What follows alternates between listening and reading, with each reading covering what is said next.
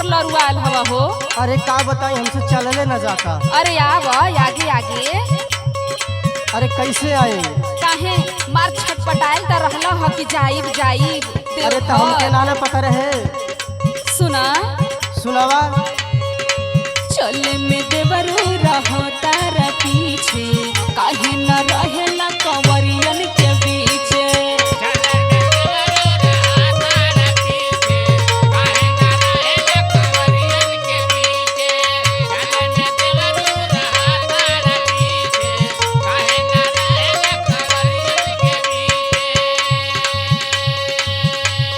अरे का पीछवा पीछवा मार हवा हो, आवा आवा आगे आवा।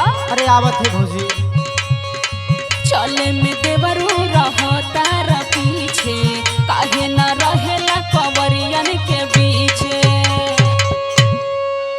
अरे सच कहता नी भौजी। अरे का हो चलल नाही जाला। अच्छा सच कहता नी भौजी चलल नाही जाला। चलत चलत पड़ल पौआ में छाला।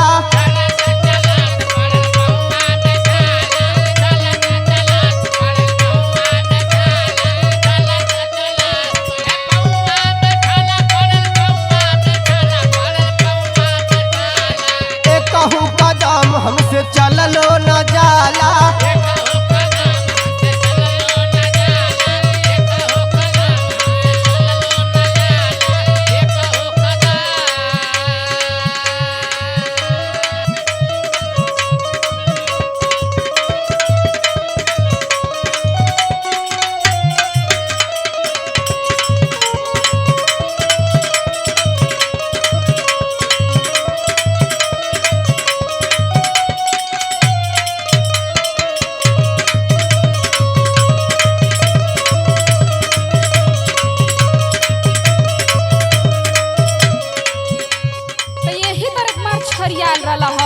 कि जाइब जाई।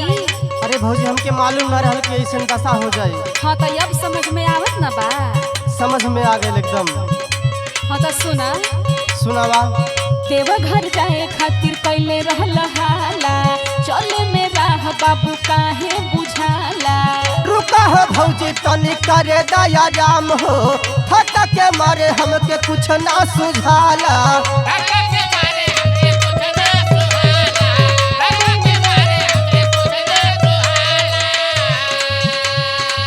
हाँ तो जे जाला ना वही के बुझाला। सुना बोला भौजी। देवघर जाए खातिर कैले रहला हाला, चले में राह बाबू काहे बुझाला। रुका हो भौजी तनी करे दया राम हो, फटक के मारे हमरा कुछ ना सुझाला। अरे सुइया पहाड़ भौजी। अरे बोला बोला। चुभे जैसे भाला। ओहो हो। अरे सुइया पहाड़ भौजी चुभे जैसे भाला। चलत चलत पड़ल पौआ में छाला।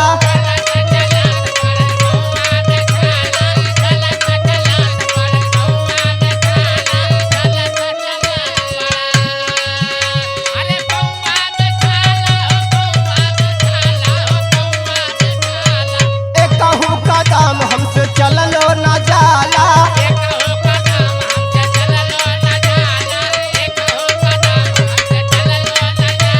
भोले बाबा के नाम लो, रास्ता कठिन जितना बाना सब आसान हो जाए। अरे ठीक है भौजी, लेकिन आराम से चलना था। हम देखा तई देवघर तो हमारे रास्ते में खत्म हो जाए। ना ना ऐसे ना कहा, देखा लोग का बोलता रे।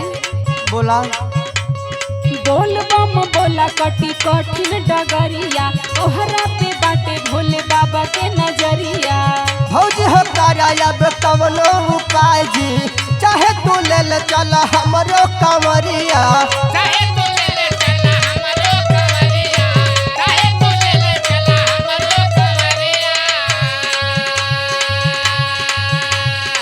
बस बस घबरेले का जरूरत ना बा, बस पहुँचे गइल बानी जा।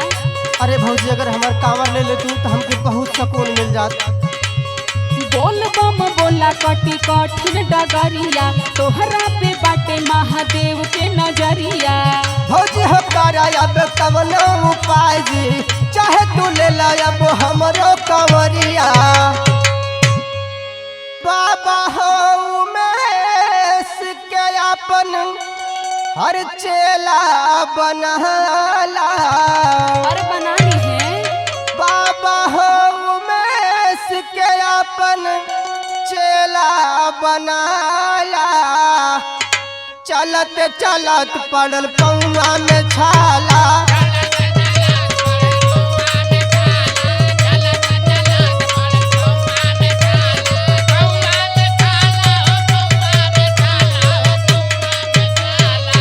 कहूँ कदम हमसे चललो न जाला। कहूँ कदम हमसे चललो न जाला।